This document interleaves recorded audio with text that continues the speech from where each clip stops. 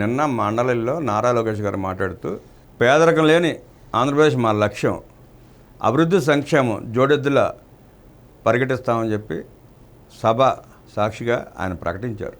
కక్ష సాధింపు చర్యలు మా విధానం కాదు. జగన్ రెడ్డి లాగా కక్ష సాధింపే పనిగా కాకుండా అభివృద్ధి చేసుకుంటూ వెళ్తాం. యువతకు ఉద్యోగాల కల్పన, సంక్షేమ కార్యక్రమాలు అమలు చేసుకుంటూ పరిశ్రమలు తీసుకొచ్చి రాష్ట్రాన్ని అభివృద్ధి చేసుకోవడం మా లక్ష్యం అని చెప్పి లోకేష్ గారు ప్రకటించారు. జగన్మోహన్ రెడ్డి లాగా అభివృద్ధి లేకుండా పరిశ్రమలు వెనక్కి పంపించేసి రాష్ట్రాన్ని నాశనం చేయడం కాదు. ఆయన చాలా స్పష్టంగా ఉన్నారు లోకేష్ గారు. అన్ని ప్రాంతాల సమగ్రాభివృద్ధి మా ధ్యేయం. కలసికట్టుగా రాష్ట్రాన్ని అభివృద్ధి చేసుకుందాం. స్వర్ణాంధ్ర సాధనకు ప్రణాళికాబద్ధంగా ముందుకు 3 ఏళ్లలో కోర్ క్యాపిటల్ నిర్మాణాలను పూర్తి చేస్తాం. విద్యా సంవత్సరం ప్రారంభంలోగా టీచర్ పోస్టులు భర్తీ. శాసన మండలిలో రాష్ట్ర విద్యా ఐటీ శాఖల మంత్రి లోకేష్. పేదరికం లేని ఆంధ్ర రాష్ట్రం ఎన్డీఏ ప్రభుత్వ లక్ష్యం. అభివృద్ధి సంక్షేమ కార్యక్రమాలను సమాంతరంగా అమలు చేస్తాం. సమస్యల పరిష్కారానికి చిత్తశుద్ధితో ఉన్నాం. కక్ష సాధింపు మా విధానం కాదు. రాష్ట్రం ఎదుర్కొన్న సమస్యలపై చర్చిద్దాం. కలిసికట్టుగా రాష్ట్రాన్ని అభివృద్ధి చేసుకుందామని రాష్ట్ర విద్యా ఐటీ ఎలక్ట్రానిక్ శాఖల మంత్రి నారా లోకేష్ స్పష్టం చేశారు. వైసీపీ పార్టీని కూడా ఆహ్వానిస్తున్నారు. రండి, చర్చలు చేసుకుందాము. రాష్ట్రానికి కావాల్సిన అభివృద్ధి, తేవాల్సిన పరిశ్రమలు ఎలా చేసుకుందాం, ఏంటి కూర్చుని చర్చించుకుని చేద్దాం అంటున్నాడు ఆయన. మీకు మళ్ళీ పారిపోదాం అంటలా. మీరు ఏనాడు పిలవలాలని. గత మీ 5 ఏళ్ల పాలనలో తెలుగుదేశం పార్టీ ప్రధాన ప్రతిపక్షం హోదాలో ఉన్నా మీరు ఏనాడు చర్చించలేదు. ఎంతసేపు మీ అవినీతిని కప్పెట్టుకోవడానికి ఏదో ఒకటి చిల్లర గొడవలు సృష్టించి అసెంబ్లీలు వాయిదా వేసుకుంటూ పారిపోయారు తప్ప రాష్ట్రం పట్ల చిత్తశుద్ధిగా పనిచేసిన ఒక్క అసెంబ్లీ సెక్షన్ కూడా మీరు పనిచేయాలి. కర్నూలు జిల్లాలో నేను పాదయాత్ర చేసేటప్పుడు ఆలూరు నియోజకవర్గంలో 200 వాహనాల్లో కార్మికులు వలస వెళ్ళడం కనిపించింది.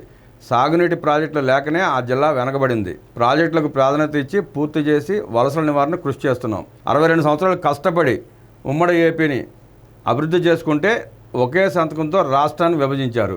2014లో 0 నుంచి ప్రయాణం ప్రారంభించాం. ఒకే రాష్ట్రం, ఒకే రాజధాని, అభివృద్ధి వికేంద్రీకరణ చేస్తామని అప్పట్లో చంద్రబాబు చెప్పారు. అమరావతికి సంపూర్ణ మద్దతు అని అసెంబ్లీలో నాటి ప్రతిపక్ష నేత చెప్పారు. ప్రధానమంత్రి మోదీ వచ్చి రాజధాని అమరావతి నిర్మాణానికి శంకుస్థాపన చేశారు. ఇచ్చిన మాట ప్రకారం అభివృద్ధి వికేంద్రీకరణలో భాగంగా ప్రతి జిల్లాకు ఒక యాక్షన్ ప్లాన్ ఇచ్చాం. అనంతపురం జిల్లాకి కియా రెన్యూవల్ ఎనర్జీ ప్రాజెక్టులు, కడప చిత్తూరుకు ఎలక్ట్రానిక్స్ పరిశ్రమలు తెచ్చాం. ప్రకాశం జిల్లాకు పేపర్ మిల్ తెస్తే తర్వాత వచ్చిన వారు తరిమేశారు. ప్రకాశం జిల్లా పేపర్ పరిశ్రమను తీసుకొస్తే కష్టపడి దాదాపు 20,000 ఉద్యోగాలు పైన వచ్చాయి. ఆ పరిశ్రమ వస్తే దాన్ని తరిమేసేదాకా నిద్రపట్ల జగన్ రెడ్డి గారికి. ఉభయ గోదావరి జిల్లాలకు ఆక్వా పరిశ్రమలు, విశాఖకు MMTZ వచ్చాం. గతంలో 5 ఏళ్లు 2 సార్లు డిఎస్సి నిర్వహించి 18,000 టీచర్ పోస్టులు భర్తీ చేశాం. గత పాలనలో డిఎస్సి నిర్వహించి 18,000 పోస్టులు ఇచ్చారు. జగన్ రెడ్డి 5 ఏళ్ల పాలనలో చేసింది ఏమీ లేదు. ఎలక్షన్ ముందు హడావుడికి ఏదో ఆర్బాటు ప్రకటన చేసి ఎలక్షన్ స్టెంట్ మాత్రమే అది. 3,000 ఉద్యోగాలు ప్రకటించాడు డిఎస్సి అని చెప్పి. అదైనా పోనీ సరిగ్గా చేసాడు, అది చేయలే. ఎలక్షన్ స్టెంట్ మాత్రమే. ఇప్పుడు కూటమి ప్రభుత్వం వచ్చిన తర్వాత 16,000 చిల్లర ఉద్యోగాలు డిఎస్సి ప్రకటించింది. ఈ విద్యా సంవత్సరంలోపే వాటిని నెరవేరుస్తామని చెప్పి స్పష్టంగా చెప్పారు వాళ్ళు. ఇప్పుడు ఎమ్మెల్సీ ఎన్నికలు ఉన్నాయి కాబట్టి దాని గురించి ఏం మాట్లాడలేకపోతున్నారు, ఏం చేయలేని పరిస్థితి. రేపు ఎన్నికలు అవగానే అన్నీ సక్రమంగా జరుగుతాయి. జగన్ రెడ్డి గారు మీరేం కంగారు పడొద్దు. ఒక్క ఛాన్స్ పేరుతో రాష్ట్రానికి తీరం నష్టం చేశాడు. 2019లో ఒక్క ఛాన్స్ మాయలో పడి వైసీపీకి అధికారం ఇవ్వడంతో రాష్ట్రం ఎంతో నష్టపోయింది. గత 5 ఏళ్లలో చెప్పుకోదగ్గ ఒక్క కంపెనీ కూడా రాష్ట్రానికి రాలేదు. ప్రైవేట్ రంగంలో పెట్టుబడులు లేవు. 5 ఏళ్లలో ఒక్క డిఎస్సి ఇవ్వలేదు. మీరు మమ్మల్ని ప్రశ్నిస్తారా అంటూ నిలదీశారు లోకేష్ గారు. జేటాక్స్ కోసం పీపీఎల్ రద్దు చేశారు. అవి కొనసాగించుంటే ఇప్పుడు కరెంట్ ఛార్జీలు పెరిగేవి కాదు. పీపీఎల్ రద్దు వల్ల ప్రధాన పెట్టుబడిదారులు పారిపోయారు. బయట కంపెనీలు తరిమేశారు. వాటితో పాటు అమరాజా బ్యాటరీ చిత్తూరు జిల్లాలో 1,000 మందికి ఉపాధి కల్పించే పరిశ్రమ అది. ఎక్స్పాన్షన్కి వెళ్దాం అనుకుంటే దాన్ని తరిమేసేదాకా నిద్రపట్ల. ఆనాడు జగన్మోహన్ రెడ్డి గారి ప్రాణమిత్రుడు కేటీఆర్ అందిపుచ్చుకొని ఆ పరిశ్రమను తీసుకొచ్చి ఇప్పుడు మహబూబ్నగర్ జిల్లాలో ఏర్పాటు చేయడం జరిగింది. అంటే ఈ తరిమేట కూడా కారణం కేటీఆర్ కోరిక మీద తరిమేసినట్టున్నాడు. ఇప్పుడు ఆలోచిస్తే అదే అనిపిస్తుంది. అడుగునా తప్పుడు కేసులు. గత 5 ఏళ్ళు చూసాం ఎన్ని రకాలుగా కేసులు పెట్టారు, ఎంతమంది మీద పెట్టారు. చంద్రబాబు నాయుడు గారిని మొదలుపెట్టి గ్రామ స్థాయిలో కార్యకర్త వరకు 100 కేసులు, అరాచకాలు, చంపేయడాలు, నరికేయడాలు, పీకల కోయడాలు, బోర్డు చూసాం అరాచకాలు. తన 5 ఏళ్ల పాలనలో అసెంబ్లీకి రావాలంటే పరదాలు, బ్యారికేడ్లు, 1,000 మంది పోలీసులు. ఎందుకో అర్థం కాదు. అంత భయం ఎందుకో అర్థం కాదు. పైన హెలికాప్టర్లు వెళ్తాంటే కింద ట్రాఫిక్ జాములు ఎన్నో చూసాం మనం. అంత అవసరం ఏముంది? ఒక ముఖ్యమంత్రి పైన హెలికాప్టర్లు వెళ్తాంటే కింద ట్రాఫిక్ జాములు చేయటం, ట్రాఫిక్ ఆపేయడం మనం ఎప్పుడైనా చూసామా? మీరు ఎప్పుడైనా చూసారా? చూసి ఉంటే కనుక కామెంట్ చేయండి. ఎస్సీ ఎస్టీ బీసీలపై యథేచ్ఛగా దాడులు. ఎస్సీ ఎస్టీ బీసీలపై యథేచ్ఛగా దాడులు. డాక్టర్ సుధాకర్ నుంచి కొన్ని వందల కేసులు చూసాం, సుమారుగా 600 కేసులు అనుకుంటా. అనంతబాబు డ్రైవర్ని చెప్పి డోర్ డెలివరీ ఇచ్చాడు, ఆయన ఎస్సీ పిల్లాడే. కోడికత్తి సీను, అదే టమాటా సాస్ సీను, కోడికత్తి టమాటా సాస్, ఆ సీన్ కూడా మనం చూసాం. ఆ పిల్లాడే ఎస్సీ పిల్లాడే. అలా 100 మంది, 500-600 మంది ఎస్సీ ఎస్టీ బీసీల మీద దారుణంగా కేసులు పెట్టి హింసించాడు. చాలామంది చనిపోయారు కూడా ఇవాళ అరాచకానికి. ఇది మరీ అంత దారుణం అంటే, తన అక్కని ఏడిపిస్తున్నారని వెనకాల పడి గోల్ చేస్తున్నారని చెప్పి నిలదీసినందుకు అమర్నాథ్ గౌడ్ని, చిన్న పిల్లాడిని పెట్రోల్ పోసి తగలబెట్టారు. ఆ కుటుంబాన్ని పలకరించిన పాపాన పోలా జగన్ రెడ్డి. కనీసం ఆ కుటుంబాన్ని పలకరించిన పాపాన పోలా.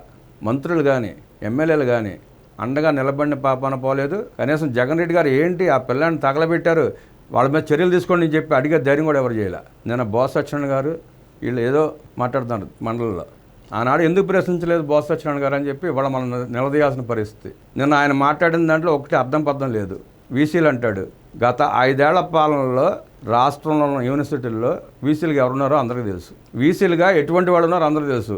ఆంధ్ర యూనివర్సిటీలో ప్రసాద్ రెడ్డి అనుకుంటా, జగన్ రెడ్డి కార్యకర్త కంటే దారుణంగా పనిచేసి పెట్టాడు జగన్ రెడ్డికి. ఉండవల్లి వైసీపీ కేంద్ర కార్యాలయంలో స్వీపర్ల కంటే దారుణంగా ఆంధ్ర యూనివర్సిటీని వైసీపీ ఆఫీస్గా మార్చుకొని ఎలాంటి సేవలు చేశాడో మనం చూసాం. విద్యాలయాల్లో అలాంటి వాళ్ళు ఉంటే ఆ విద్యార్థులకి విద్య అబ్బుతుందా, క్రమశిక్షణ అబ్బుతుందా? అందుకని చెప్పి ప్రక్షాళన చేశారు. అలాగే నాగార్జున యూనివర్సిటీలో కూడా చూసాం, అలాగే నెల్లూరులో కూడా. వీళ్ళంతా జగన్ రెడ్డి భజన గ్యాంగ్, వీసీలు కాదు, వైస్ ఛాన్సలర్ కాదు.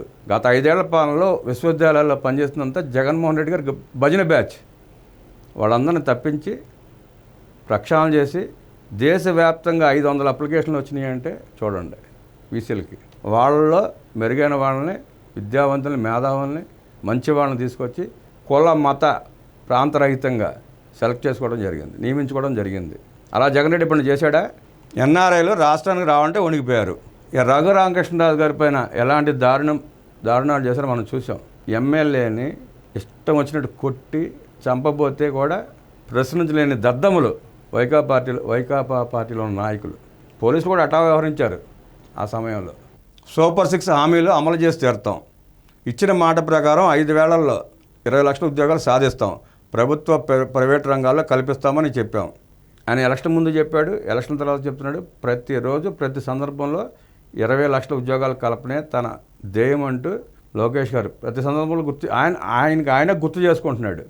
అంటే ఆయన లక్ష్యానికి నెరవేరబోతుంటేనే ఎవరైనా దమ్ముగా ధైర్యంగా చెప్పగలుగుతారు. జగన్ రెడ్డికి ఆ దమ్ము లేదు కదా, చెప్పుకోలేడు కదా. ఒక్క ఉద్యోగం ఇచ్చిన పాపాలు పోలా. మాట్లాడితే 2,40,000 ఉద్యోగాలు ఇచ్చానంటాడు.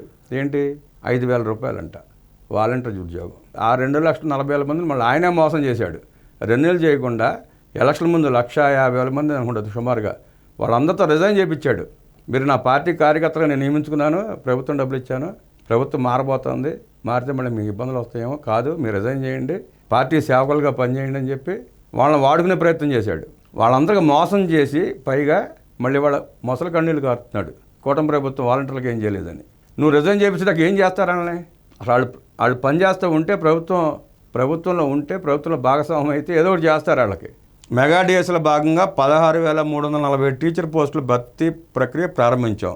నిరుద్యోగ టీచర్లకు టెట్ నిర్వహించాం. కొన్ని సాంకేతిక సమస్యల కారణంగా డిఎస్సి నిర్వహణ జాప్యమైంది.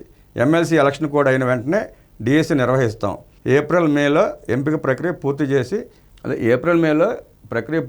ఈ విద్యా సంవత్సరంలోనే 25-26 సంవత్సరం విద్యా సంవత్సరం ప్రారంభమయ్యే సమయంలోనే ఆ 16,347 ఉద్యోగాలు భర్తీ చేస్తామని చెప్పి స్పష్టంగా చెప్పారు లోకేష్ గారు. దాని మీద ఏదేదో మాట్లాడతారు. మండలిలో అడగాల్సిన ప్రశ్నలు అడగకుండా పిచ్చ ప్రశ్నలు. వాళ్ళకి ఏంటంటే ఎంతసేపు గత పాలనలో వాళ్ళు చేసిన తప్పిదాలు వాళ్ళకి తెలుసు. అవి ఎక్కడ ప్రశ్నల రూపంలో లేవనెత్తారని చెప్పి భయపడి ఏదో చెత్త ఎలిగేషన్స్ చేసుకుంటా పిచ్చ మాట్లాడుకుంటూ టైంపాస్ చేసి పారిపోయారు అంతే. బెదిరింపులు భయపెట్టడం మీ అలవాటు, మాకు కాదు. అనవసరమైన ఆరోపణలు వద్దు. వీసీలను బెదిరించామని నిరూపించండి, ఆధారాలు ఇస్తే విచారణ జరిపిస్తా. ఆయన బోస్ వచ్చడానికి సవాల్ చేశాడు. వీసీలను బెదిరించామని చెప్పి మీరు పిచ్చారోపణలు చేస్తున్నారు బోస్ గారు, మీరు రుజువులు ఇస్తే కమిషన్ వేస్తామని చెప్పి సవాల్ చేశాడు ఆయన. మళ్ళీ నోట్లోంచి పెగల్లా. బోత్స గారికి నోట్లోంచి మాట్లాడాల. వాళ్ళందరూ మాట్లాడలేక ఎంఎస్సీ వరుజుని కళ్యాణ్ గారు అనుకుంటా, ఆవిడికి మాత్రం ఒక స్క్రిప్ట్ ఇచ్చి ఆవిడ చదివించారు. అంటే మహిళ కాబట్టి ఎదురుదాడి చేయరులే, కొత్త కాబట్టి ఆ పాపపుణ్యం అంతా ఆవిడ మీద పోతుంది అన్న ఉద్దేశంతో పాపం ఆ భారం అంతా ఆవిడ మీద వేశారు. ఆవిడేదో గవ చదువుకుంటూ వెళ్ళిపోయారు.